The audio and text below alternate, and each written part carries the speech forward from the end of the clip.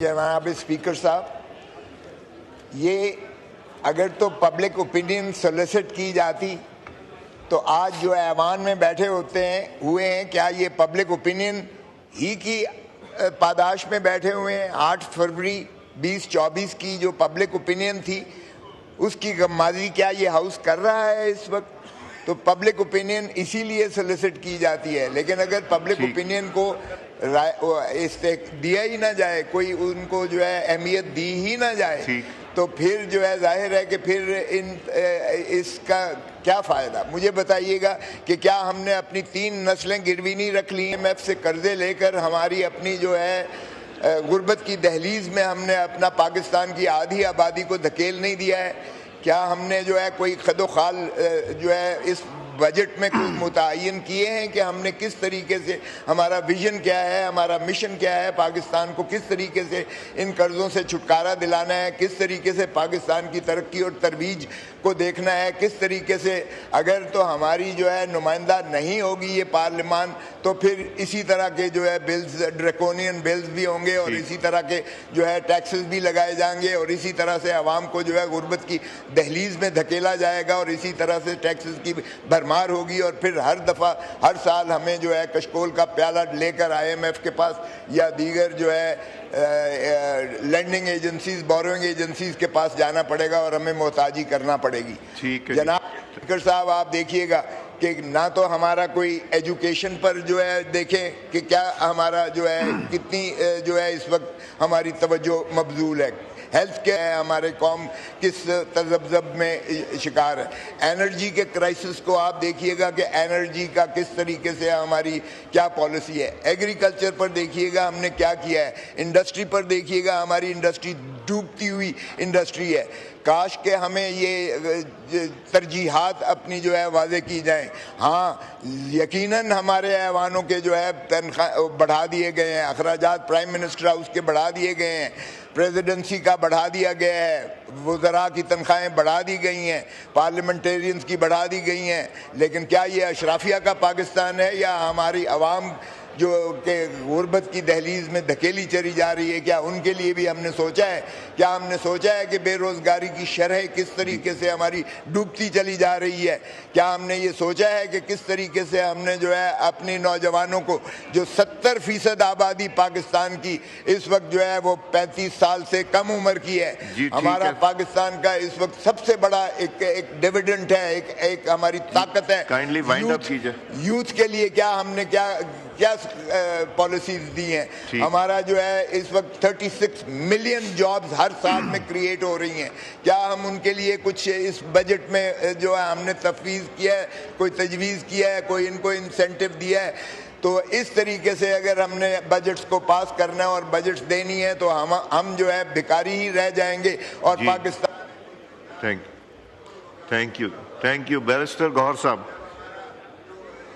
जी barrister Gauhar साहब, thank you जी, खोलें जी, thank you. होगा तो क्या मुल्क किस तरह से तरक्की करेगा? अगर मुआशी इकोनॉमिक्स, आपकी पॉलिटिकल स्टेबिलिटी होगी तो ही इकोनॉमिक स्टेबिलिटी आएगी, तो ही ये पाकिस्तान जो है ये अपना तरक्की। थैंक यू, वाइंड अप कीजिए। थैंक यू बैरिस्टर गौहर साहब, please move forward. We just have half an hour for this discussion. So, जनाब स्पीकर, शुक्रिया जनाब स्पीकर।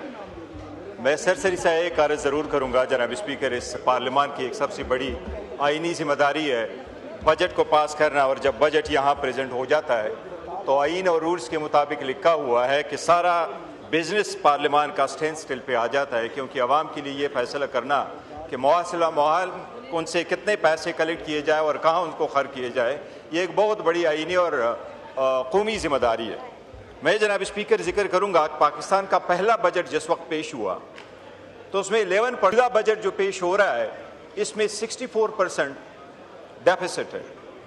वो पहला बजट जो जी मलिक साहब एज ए फाइनेंस मिनिस्टर ने पेश कर लिया था और लियाकत अली खान साहब ने उसको कहा रिमेंस का बजट है, तो उन्होंने एक लफ्ज़ कहा था, उन्होंने कहा था जब पाकिस्तान बना तो हमारे पास 23% डेफिसिट मिला है, लेकिन आज हमने 11% डेफिसिट का बजट पेश किया, लेकिन पूरे पाकिस्तान में लोगों ने कहा कि ये घाटे का बजट है। मैं समझता हूँ मौजूदा बजट कौम के लिए और मुल्क के लिए दोनों के लिए घाटे का बजट है। जनाब स्पीकर, इन्होंने एग्रीकल्चर सेक्टर को इग्नोर किया है।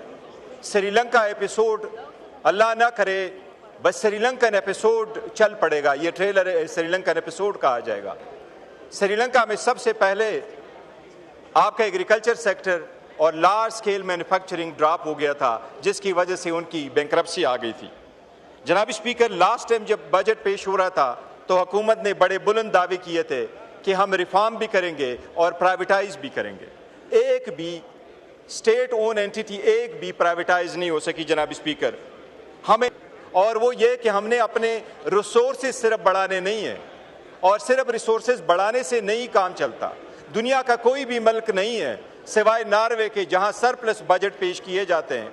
ऑलमोस्ट इवन सारे अरब कंट्रीज में भी almost near to balance budget पेश होते हैं। लेकिन जनाब स्पीकर, रिसोर्सेज को बचाना भी होगा। इस हुकूमत ने इनके होल जो है वो बंद करने के लिए कोई प्रपोजल नहीं दिए, रिफॉर्म्स लाने के लिए इसमें कोई प्रपोजल नहीं है। जनाब स्पीकर, रिसोर्सेज की जब तकसीम होगी तो वो तकसीम जनाब स्पीकर वो रेशनल बुनियादों पे हो, वो एक आम बंदे को वो पहुंचे। जनाब स्पीकर, लास्ट टाइम जब बजट इस ईवान ने पास किया उसमें 313 बिलियन फाइनेंस मिनिस्टर साहब बैठे हैं, 313 बिलियन बेनजीर इनकम सपोर्ट के जरिए से खर्च हुए। कल जो ग्रांट्स गवर्नमेंट के मंजूर हुई हैं इस ईवान की तरफ से जनाब स्पीकर 750 ऑलमोस्ट बिलियन रुपीस जो एक्सेप्ट हुई हैं वो बैतुल-माल के लिए, बेनजीर इनकम सपोर्ट के लिए और पॉवर्टी एलिवेशन के लिए। लेकिन इसकी तकसीम मुनसिफाना नहीं हो रही, इनमें एफिशिएंसी हुकूमत नहीं दिखा रही है। जनाब स्पीकर, इसकी जिंदा मिसाल यही है कि अगर बेनजीर इनकम सपोर्ट के पैसे 313 अरब रुपए लास्ट ईयर हमने सही बांटे होते तो हमारी एक बहन, एक वमेन बहावलपुर में क्यों मर जाती सिर्फ भूख की वजह से। ये अफसोस का मुकाम है हम सब के लिए। जनाब स्पीकर, ये बजट मैं नहीं समझता विजनरी बजट है। इनको विजनरी बजट देना चाहिए था, फाइनेंस बिल में वो रिफॉर्म लाने चाहिए थे। इनको एक बात का एहसास करना होगा, इन्होंने ऑस्टेरिटी प्लान नहीं दिया। फेडरल बोर्ड ऑफ रेवेन्यू जनाब स्पीकर 1000 होंडा गाड़ियां ली थी। जनाब स्पीकर, पूरे दुनिया में कोशिश की जाती कि ऑस्टेरिटी प्लान आ जाए। आप अमेरिका की मिसाल उठा ले, उनके IRS में 1970 से 15,000 लोग मौजूद हैं, आज भी उनके IRS में 15,000 इनकम टैक्स में लोग मौजूद हैं, टोटल लोग वो 85,000 मौजूद हैं। पर उन्होंने गवर्नमेंट डाज जिस वक्त को लेके आए, government efficiency, department of government efficiency, तो इलान मस्क ने 20% कम कर लिया।